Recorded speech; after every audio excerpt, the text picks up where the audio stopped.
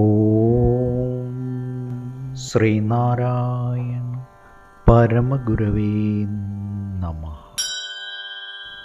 സുപ്രഭാതം. 1235 ദിവസമായ ഇന്ന് 2024 ഒക്ടോബർ മാസം 1-ാം തീയതി ചൊവ്വാഴ്ച. 1200 ആണ്ട് കന്നിമാസം 15-ാം തീയതി. ഗുരുവചനങ്ങളിലൂടെ പശുവിൻ്റെ ജാതി ഗോത്വം ആയിരിക്കുന്നത് പോലെ മനുഷ്യന് മനുഷ്യത്വമാണ് ജാതി. ജനനം കൊണ്ട് കിട്ടുന്നതായ ബ്രാഹ്മണാദി ജാതി മനുഷ്യൻ്റെ ജാതിയല്ല. കഷ്ടം, ആരും തന്നെ ജാതി എന്തെന്നറിയുന്നില്ല. ശ്രീനാരായണ ഗുരുദേവൻ. ശ്രീ മങ്ങാട് ബാലചന്ദ്രൻ തയ്യാറാക്കിയ ശ്രീനാരായണ ഗുരുവിൻ്റെ 366 മഹത്തായ ചിന്തകൾ എന്ന പുസ്തകത്തിൽ മനുഷ്യത്വമാണ് മനുഷ്യൻ്റെ ജാതി എന്ന് വിവരിക്കുന്ന ഭാഗമാണ് ഇന്ന് അവതരിപ്പിക്കുന്നത്. പശുവിൻ്റെ ജാതി ഗോത്വം ആയിരിക്കുന്നത് പോലെ മനുഷ്യന് മനുഷ്യത്വമാണ് ജാതി. ജനനം കൊണ്ട് കിട്ടുന്നതായ ബ്രാഹ്മണാദി ജാതി മനുഷ്യൻ്റെ ജാതിയല്ല.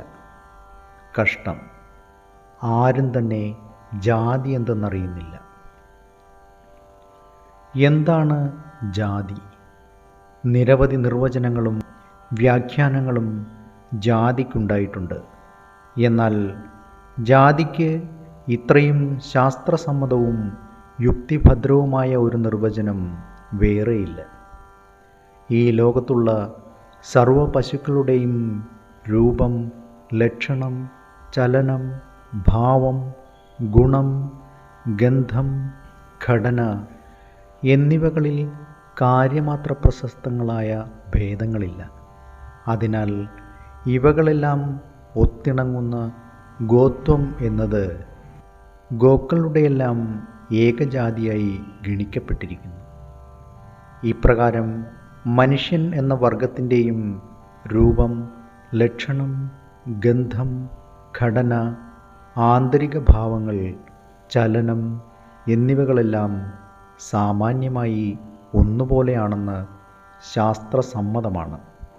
അതിനാൽ ഇതെല്ലാം കൂടിച്ചേരുന്ന മനുഷ്യത്വമാണ് മനുഷ്യൻ്റെ ഏകജാതിയായിരിക്കുന്നത്. മനുഷ്യത്വമില്ലാതെ ലോകത്ത് ഒരു മനുഷ്യനും മറ്റൊരു ജാതി ഉണ്ടായിരിക്കുന്നില്ല.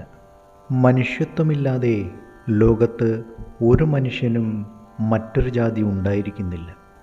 ജനനം മുതൽ മരണം വരെ മാറാതെ നിലനിൽക്കുന്ന രൂപാതി ലക്ഷണമാണല്ലോ മനുഷ്യൻ്റേത്. ഇങ്ങനെയുള്ള മനുഷ്യൻ്റെ ജാതി മനുഷ്യത്വമാണെന്നിരിക്കെ ഈ പ്രകൃതിതത്വം ആരും തിരിച്ചറിയാതിരിക്കുന്നത് എത്രയും സങ്കടമുള്ള കാര്യമാണ്.